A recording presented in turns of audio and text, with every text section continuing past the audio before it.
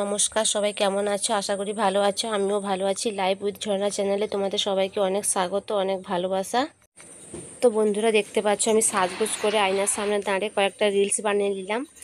আর ছেলে তো খাটের উপরে শুয়ে আছে। ছেলেকে নিয়ে একটু মন্দিরে যাব। সাজগোজ দেখে তোমরা বুঝতে পারছো যে আমি মন্দিরেই যাচ্ছি আজ।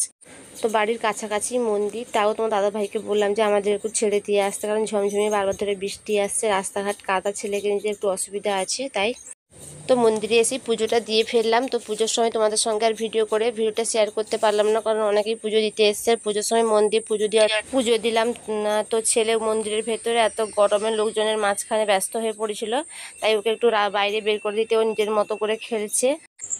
তো তোমাদের দাদা ভাইয়ের জন্য অপেক্ষা করছি, ও এলেই আমরা বাড়ি বেরিয়ে যাব। তো বন্ধুরা, তোমরা যারা আমার চ্যানেলটাকে এখনও সাবস্ক্রাইব করো নি, অবশ্যই সাবস্ক্রাইব করে নেবে। পাশে থাকা বেল আইকনটি অবশ্যই প্রেস করে নেবে নতুন নতুন ভিডিও দেখার জন্য।